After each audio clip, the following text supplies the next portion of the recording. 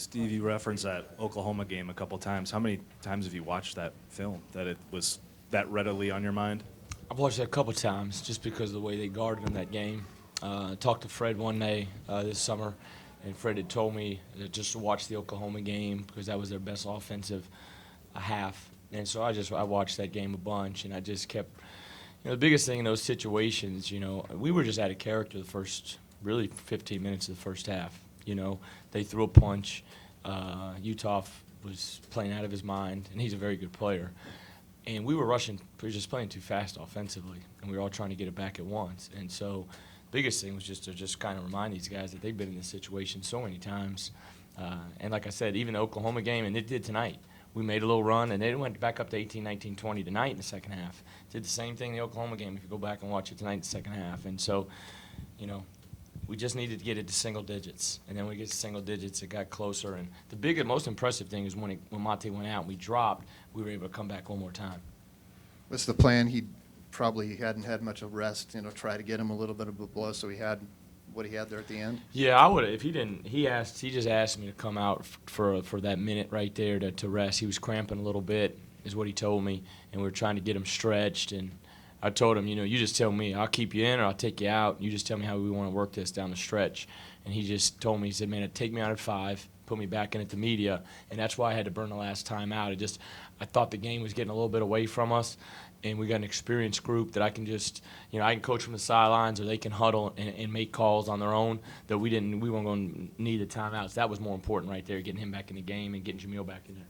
What did you draw up there for Monta, and how did you see it unfold compared to what you had planned?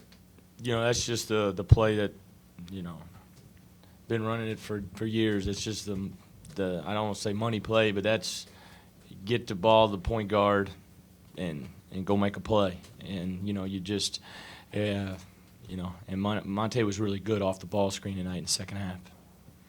Coach, can you talk about Matt Thomas's defense in the second half on Utah, and maybe your thoughts on putting him on Jared after that amazing first half? The first half, and I'll go back and look. I don't know how he, I know the first one came in transition. I think 2 threes came in transition early, and then he beat George on a drive one time, and now he's got 10 right out of the gate, and then we lost him a couple times. I just want to go back and say we got those 30 in the first half, but once we got the last really 5 minutes of the first half and second half was, no catch him, front him anywhere he's got the ball if they're going to, because they posted nads a couple times, we were behind, front him. If you're away from the ball, you don't have to be in the paint, 2 steps, cheat to him. And we did a better job just staying connected. And he made some tough shots, too, in the first half, if you look. But Matt did a tremendous job. Matt's been great. Matt's got great size. He's not thin. He's got good size, strength. He's what we all wish when we were 21 years old or even 41 now we look like, when you take your shirt off. You went to Matt early in the second half, and it sounds like if Monta hadn't cramped up, you might have rolled with that lineup for, I think it was almost 16 minutes. How are you evaluating that in your head? Whether or not those guys need rest, or was there a time where you committed that they're going to have to go they the were rest of the way? going right there. I asked TJ one time, I was like, what you think, man? Because I'm going to ride him to the end right now, Dooley's been great all year. I don't know if he was in funk tonight or what, and then just thought I needed those guys on the floor. And so, it's like I told those guys, the Illinois game was a different group. This group is a different group. We're going to finish the lineups with different teams every game, and that's the great thing about our team. And so, we rode these guys, and they were great. I mean, you look at these, Monta 20 and 9, Jamil 20 and 12. George was big in the second half with big shots, and then Matt Thomas 19 was huge. And then he did a great job, like Chris said, on Utah. You see a lot of them when there's these big comebacks, these guys just run out of gas. Like, what gave you confidence to keep those guys in and think that wouldn't be the case? Tried to call some timeouts. If you saw, it's a little bit different. Tried to call some timeouts in different situations to just get some rest. You got the media timeouts. You got 14-5. You got a lot of emotion and energy. But right when we hit that stride, because everybody's thinking, all right, they made their run, and this is it. We're whipped. We're gassed. But I think that press gave us one more little bit of energy. And Jamil is just so big, we probably need to start working on it a little bit. It's more of a freelance, just, hey, let's get one good trap and then get back. But I thought we were really smart and disciplined in it. and then got back and did a good job in the half court. But those guys willed themselves. I mean, G's got a bloody lip. Monte's cramping. Jamil, I'm sure he's beat up, and Matt and all those guys. Naz is, everybody knows his story. So we'll take tomorrow off for sure and go light on Saturday. Coach, what are your thoughts on the fans rushing the court after the game? Oh man, that was great. I mean, I hate that Randy got hurt. I mean, that's terrible.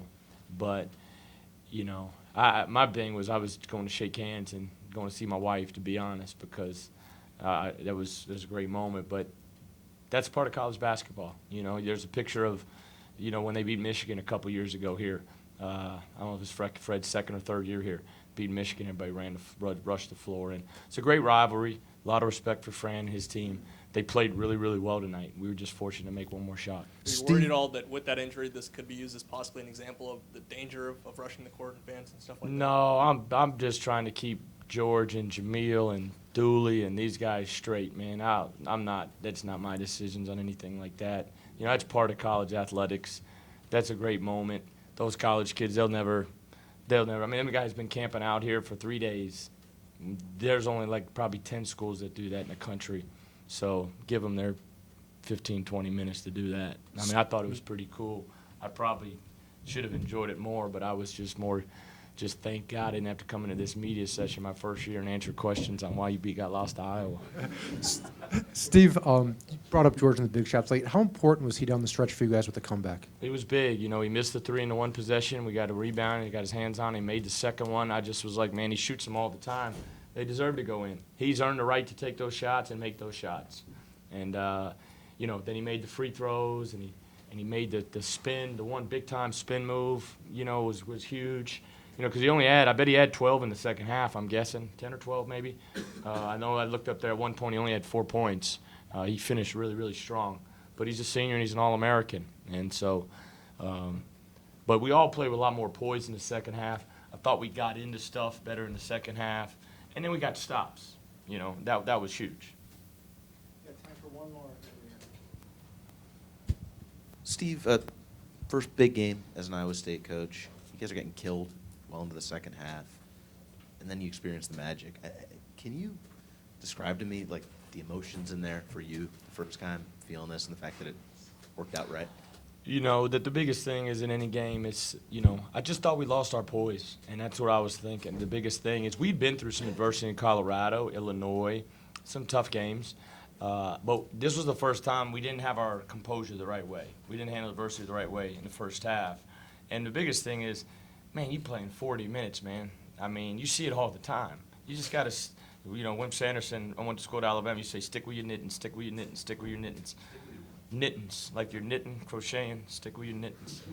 And, and that's the one, if you went to Alabama, that's the one story you always hear about Wimp. But, and we just had to stay the course. I tell the guys all the time, just stay the course, stay the course, stay the course, and we're gonna be fine. And, Monte made a big-time shot. I guess was Iowa out of timeouts? I don't even know. They may have had one.